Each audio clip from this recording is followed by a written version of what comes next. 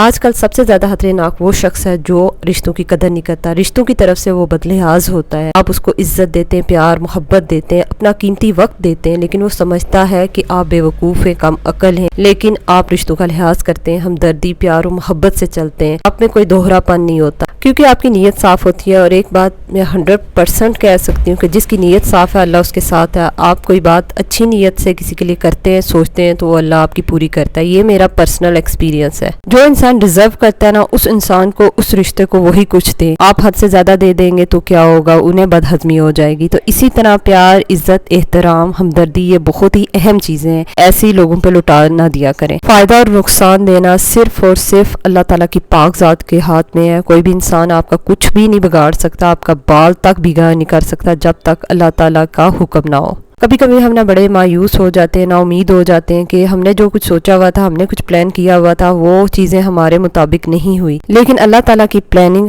ہماری پلاننگ سے بہت بہت درجے بہتر ہے۔ تو ساتھ ہی ساتھ اپنی روٹین بھی شیئر کرتی ہوں۔ صبح گھر کے کام جو نپٹائے تو امی کی کال آ گئی کہ کچھ بازار جانا ہے، کچھ کراکری لینی ہے، اور اپنے گھر کی وہ رینوویشن کروا رہے ہیں، انہیں کچھ چیزیں چاہیے تھی جو انہوں نے فکس کروانی تھی، تو میں ان کے ساتھ گئی تھی۔ جیسے فریج انہوں نے دیکھنا تھا، سٹوو دیکھنا تھا، تو اس قسم کی ساری چیزیں کہہ رہی تھی کہ تم ساتھ چلو، مجھے تھوڑے ایڈوائس دو، مشورہ دو، تمہیں ان چیزوں کا زیادہ پتہ ہے، میرے ساتھ چلو۔ پھر میں ان کے ساتھ گئی تھی، اور کراکری وغیرہ میں نے کچھ نہیں لی کیونکہ میرے پاس آلریڈی یہ چیزیں الحمدللہ بہت زیادہ ہے۔ بھی گھر کی چیزیں ہوں، کراکری ہوں، ڈیکور آئٹمز ہوں، عورتوں کی کمزوری ہوتی، بس میں نے بڑی مشکل سے اپنا ہاتھ رکھا، اور پھر امی نے کچھ لیسز وغیرہ لینی تھی، وہ میں نے انہیں لے کے دی، اور یہ کام کرتے کرتے شام ہوگی۔ ہم بازار آتے ہیں نا تو یہ پکوڑے اور چپس کا سٹال ہے، ہم ہمیشہ سے یہیں سے پکوڑے اور چپس لیتے ہیں، بڑے مزے کے اور صاف ستھرے ہوتے ہیں۔ بچوں نے پکوڑے اور چپس کھائے، اس کے بعد کافی شام ہو گئی تھی اور ہم آ گئے امی کے گھر میں۔ کچھ عید کے لیے میں نے جویلری وغیرہ لی تھی، تو امی کہہ رہی تھی کھانا کھا کے جانا، میں نے کہا نہیں گھر جاؤں گی، کیونکہ شام ہوتے ہی نا بلیک آؤٹ